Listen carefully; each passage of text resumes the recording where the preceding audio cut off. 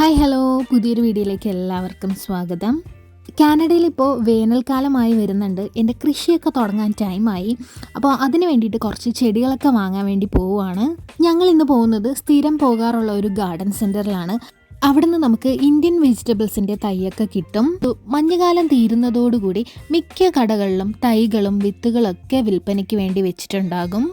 അങ്ങനെ ഗാർഡൻ സെൻറ്ററിലെത്തി. കഴിഞ്ഞ വർഷം ഈ ഒരു ഗാർഡൻ സെൻറ്റർ ചെറുതായിരുന്നു. ഇപ്രാവശ്യം ഒരുപാട് വെറൈറ്റി ചെടികളും പൂക്കളൊക്കെ ഉണ്ടായിരുന്നു. ഈ കാണുന്ന ഈ ഒരു സെക്ഷൻ കഴിഞ്ഞ വർഷം ഇല്ലായിരുന്നു. ഒരുപാട് ഗാർഡൻ ഡെക്കർ ഐറ്റംസ് ഒക്കെ ഈ വർഷം ഇവരിവിടെ വിൽക്കുന്നുണ്ടായിരുന്നു. എല്ലാത്തരം വെജിറ്റബിളിൻ്റെയും തൈ ഇവിടുന്ന് നമുക്ക് കിട്ടാറുണ്ട്.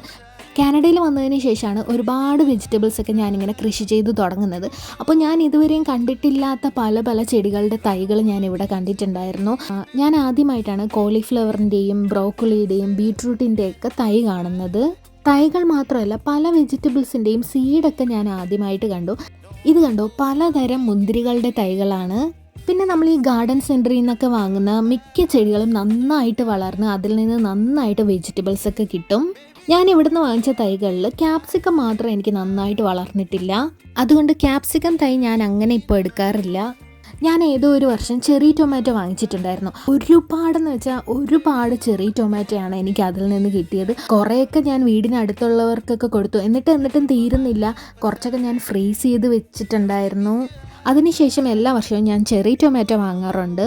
ഈ വർഷം തന്നെ ഇതിന് മുന്നേ ഞങ്ങൾ വേറൊരു ഗാർഡൻ സെൻറ്ററിൽ പോയിട്ടുണ്ടായിരുന്നു. അവിടെ നിന്ന് ഒരു 2-3 ചെടികളൊക്കെ വാങ്ങിച്ചു. അവിടെ ചെറി ടൊമാറ്റോയുടെ തൈകളെല്ലാം തീർന്നിട്ടുണ്ടായിരുന്നു.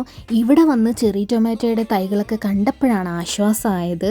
ഈ ഒരു സെക്ഷനിലാണ് നമ്മുടെ നാട്ടിലെ പച്ചക്കറികളുടെ തൈകളൊക്കെ കിട്ടുന്നത്. ഞാനിവിടെ നമ്മുടെ നാട്ടിലെ പച്ചച്ചീരയോട് സാമ്യം തോന്നുന്ന ഒരു ചെടി കണ്ടു കേട്ടോ. പച്ചച്ചീര പോലെ ഇരിക്കുന്നു. ഞാൻ എന്തായാലും വാങ്ങിച്ചു. ഞാൻ ആദ്യമായിട്ടാണ് പച്ചച്ചീര ഇവിടെ കാണുന്നത്. പിന്നെ കണ്ടോ, പാവയ്ക്കയുടെ തൈയുണ്ട്. ഞാൻ വീട്ടിൽ കുറച്ച് ചെടികളൊക്കെ വിത്തിട്ട് മുളപ്പിച്ച് സെറ്റാക്കി വെച്ചിട്ടുണ്ട്. പക്ഷേ ഈ വർഷത്തെ കാലാവസ്ഥ നന്നായിട്ട് ചതിച്ചു. ഒഫീഷ്യലി സമ്മർ സീസൺ ആയെന്ന് പറയാൻ പറ്റത്തില്ല. കാരണം ഇന്ന് ചെടി വാങ്ങാൻ വന്ന ഈ ദിവസം പോലും നല്ല തണുപ്പായിരുന്നു.